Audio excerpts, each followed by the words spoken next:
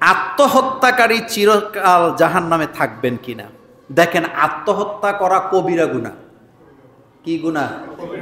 আস্তে কয়, কি গুনাহ? কবিরা গুনাহ। কেউ যদি আত্মহত্যা করে, সে মৃত্যুর পরে মাইকিং করা যাবে না, প্রচার করা যাবে না, এলাকার গণ্যমান্য ব্যক্তিদেরকে দিয়ে জানাজা দেওয়া যাবে না, বড় কোনো আলেমরা তার জানাজা পড়বে না। এটা হলো তার শাস্তি। বলেন, এটা তার কি শাস্তি? কারণ সে আত্মহত্যা করছে, সে আল্লাহর সাথে কুফরি করেছে। তার জানাজা হবে নরমাল লোক দিয়া, নরমাল ভাবে, কোনো আওয়াজ নেই, কোন রকমে দায় সারা ভাবে জানাজা পরে মাটি দিয়ে দিবে। এটা কি শাস্তি না? এ ছোট শাস্তি না বড় শাস্তি? বড় শাস্তি। নাম্বার 2, আত্মহত্যা করা কবিরা গুনাহ। কি গুনাহ? এটা মারাত্মক অপরাধ। হাদিসে আত্মহত্যাকারী শাস্তির ব্যাপারে অসংখ্য বর্ণনা আসছে। যে অবস্থায় মারা যাবে, আল্লাহ সেই অবস্থায় তারা রেখে দিবে। খুবই ভয়ানক ব্যাপার। আত্মহত্যা করা যাবে না। আত্মহত্যা করে পুরুষেরা কারা? বীর পুরুষ কি আত্মহত্যা করে? লড়ে যায়। এই যে আপনি দুঃখে কষ্টে আছেন, অসুস্থতার মধ্যে আছেন, এটাও তো একটা পরীক্ষা নাকি? তা আপনি একজন মোমেন হিসাবে অভাবে অনটনে আছেন, বিপদে আছেন, ঋণগ্রস্ত অবস্থায় আছেন, আপনার ঈমানটা আপনি মজবুত রাখেন, এমন ভাবে রাখেন যে এটা আমার আল্লাহর পক্ষ থেকে পরীক্ষা আসছে, এর থেকে উদ্ধার করার ক্ষমতাও কার? আসতে কয় আল্লাহ। নাকি আর কেউ পারবে? আত্মহত্যা কোনো সলিউশন হতে পারে না। তবে আলহামদুলিল্লাহ, পৃথিবীর জরিপে মুসলমানের আত্মহত্যা কমই করে, অন্য ধর্মের লোকেরা সবচেয়ে বেশি আত্মহত্যা করে। পৃথিবীতে অসংখ্য দেশ আছে, এরা আত্মহত্যাই হলো এদের কাজ। যেমন আপনি আশ্চর্য যাবেন, সবচেয়ে বেশি আত্মহত্যা করে ইসরায়েলের সেনাবাহিনী। মনোযোগ আছে নি? কারা? ইসরায়েলের লোকেরা। এরপরে আরো অনেকগুলা দেশ আছে, আমি আপনাকে বলতে পারবো, এত লম্বা করতে চাই না। তারা অমুসলিম হওয়ার কারণে তারা আত্মহত্যা করে, কারণ তারা আল্লাহর উপরে ভরসা রাখতে পারে না। মুসলমান যে আত্মহত্যা করে না, তার একটাই কারণ, মুসলমানের অন্তরের মধ্যে লালন করে, আমার যেই বিপদটা আসছে এটা কার পক্ষ থেকে আসছে, আর তিনি আমাকে উদ্ধার করতে পারেন। আমেরিকার এক ইউনিভার্সিটির 17 জন গবেষক পৃথিবীর বিভিন্ন রাষ্ট্র আর ধর্মের মানুষদেরকে নিয়ে গবেষণা করেছেন যে পৃথিবীতে সবচেয়ে সুখী জাতি কারা।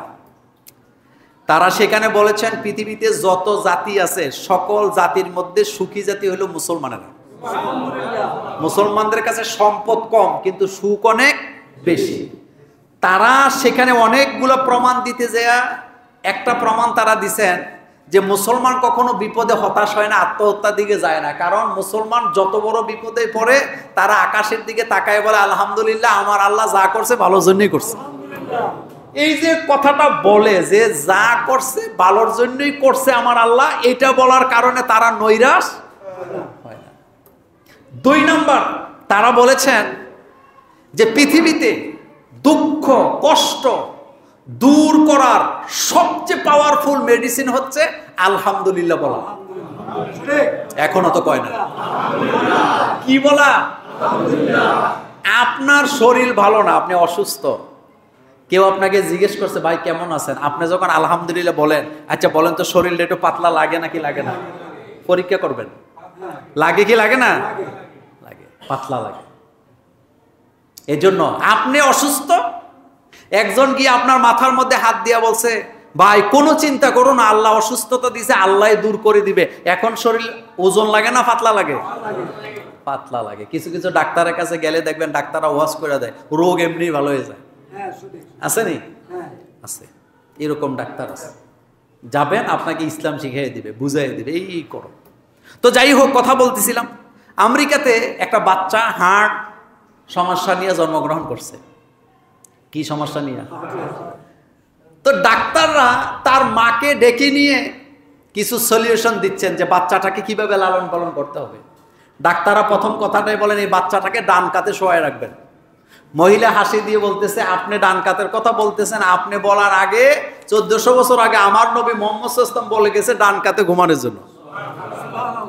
ডাক্তার বলছে, আপনার বাচ্চাকে সন্ধ্যা হওয়ার সাথে সাথে ঘুম পাড়ায় দিবেন। মহিলা হাসি দিয়ে বলতেছে, আপনি এখন বলতেছেন আমার নবী 1400 বছর আগে বলে গেছে বেশি রাতে ঘুমানো যাবে না, তাড়াতাড়ি ঘুমাইতে হবে। এরকমের 12টা সলিউশন ডাক্তার দিছে, মহিলা বলছে 12টা আমি আগেই জানি, আমার নবী সবগুলো বলে গেছে। ইসলাম শান্তি, ইসলামেই কি শান্তি। তবে একটা পরিবারে একজনে ইসলাম মানলে শান্তি পাইবে না, সবাই মানতে হইবে। একটা সমাজে একজন ইসলাম মানলে শান্তি পাওয়া যাবে না, সবাই মানতে হবে। সেম একটা রাষ্ট্রের একজন ইসলাম মানলে হবে না, সবাই মানলে কি পাওয়া যাবে? শান্তি পাবেন। একজনে মানলে হবে না। আল্লাহ আমাদেরকে বুঝার তৌফিক দান করুক। চাঁদপুরের এক খতিব রাসূলুল্লাহ সাল্লাল্লাহু আলাইহি সাল্লামকে পিয়ন বলায় একজন তার উপরে হামলা করেছেন এবং অনেকে এটাকে সাহসী কাজ বলেছেন। এই বিষয়ে আপনার মতামত জানতে চাই। চাঁদপুরে আমরা দেখেছি যে একজন খতিব সাহেব, যিনি মদিনা ইউনিভার্সিটি থেকে লেখাপড়া করেছেন এবং তিনি উস্তাজুল ওলামা,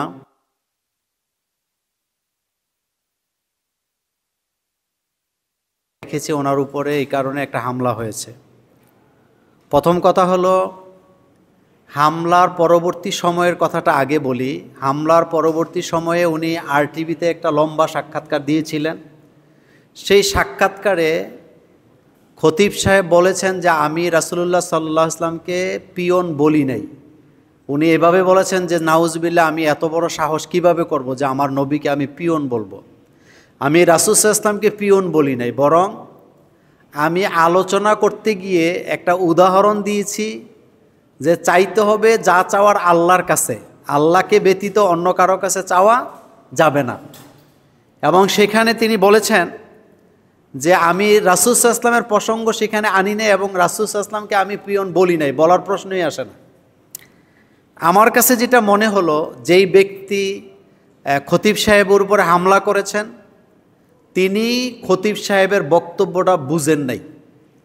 কারণ বক্তব্য বুঝার জন্য যতটুকু জ্ঞানের দরকার হয়তো তার কাছে সেটা ছিল না। দ্বিতীয় কথা হলো যে রাসূল সাল্লাল্লাহু আলাইহি ওয়াসাল্লামকে যদি কেউ অবমাননা করে আমরা অবশ্যই কোনো ক্রমেই সেটা সমর্থন করি না বা করতে পারি না। এটা আমি মোমেন হিসাবে আমরা কখনো করতে পারি না।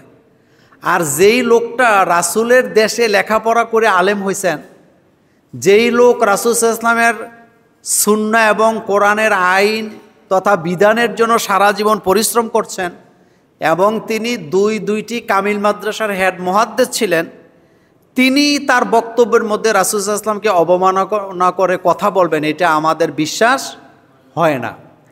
সুতরাং কারো বক্তব্য না বুঝে আবেগের তাড়নায় কারো উপরে হামলা করা এটা কখনো কাম্য হতে পারে না। আমাদের দেশে একটা সমস্যা হইল, যেই লোকটা ইসলাম বুঝে না সেই লোকটাও আবেগ দিয়ে চলে। নামাজ পড়ে না, রোজা রাখে না, পর্দায় চলে না, ইসলাম বুঝে না, কিন্তু কোনো ব্যাপারে কোনো একটা শুনলেই আবেগের তাড়নায় হুমড়ি খাইয়া পড়ে রাস্তায় বেরিয়ে যায়। এই ধরনের লোক কিন্তু আমাদের দেশে অনেক বেশি, যার কারণে রাসূলুল্লাহ সাল্লাল্লাহু আলাইহি সাল্লামকে যে ওয়েতে ভালোবাসার কথা, রাসূলের জন্য যেটা করলে ভালোবাসা প্রমাণিত হবে ওইটা না করে আমরা কিন্তু নিজেরা ভুল ভ্রান্তির মধ্যে ছড়ায়া যাই। প্রথম কথা হলো, এই হামলা কোনোভাবেই কাম্য নয়, এটা ভবিষ্যতে আরও হবে তাইলে। 2 নম্বর কথা হলো, এটাকে যারা সমর্থন করেছেন তারা একেবারেই অন্ধভাবে করেছেন, এটা সমর্থনযোগ্য নয়। আর যিনি হামলা করেছেন তিনিও বলেছেন যে আমি এটা ভুল করছি, আমার এটা ভুল হয়েছে, আমি আইন হাতে তুলে নিয়েছি। তবে সবচেয়ে মজার ব্যাপার হলো, যেই আলেমের উপরে হামলাটা হয়েছিল সেই আলেম কিন্তু হামলাকারীকে মাফ করে দিয়েছে। আপনারা দেখছেন কিনা জানি না, তিনি বলছে আমার কোনো ক্ষোভ নাই, রাসূল সাল্লাল্লাহু আলাইহি ওয়াসাল্লাম রক্ত দিয়েছে ইসলামের জন্য, আমারও একটু রক্ত ঝরলো, এতে আমার কোনো কি নাই, দুঃখ নাই, কষ্ট নেই, আমি হামলাকারীকে মাফ করে দিয়েছি। আমরা জাতিকে এতটুকু বলবো যে কোনো বিষয় না বুঝে কারো উপরে হামলা করা যাবে না, এটা অন্যায়। আপনি বুঝবেন। এই লোক তো ওই ইমাম সাহেবের সাথে কথা বলতে পারতেন বা খতিব সাহেবের সাথে বলতে পারতেন যে আমি এটা বুঝিনি, আপনি আমাকে বুঝাইয়া দেন। তিনি আর যিনি হামলাটা করছে তিনি কোনো ইসলামের শিক্ষায় কিনা শিক্ষিত না, তিনি কোরআন হাদিস জানেও না, সম্পূর্ণ আবেগে পড়ে হামলাটা তিনি করেছেন।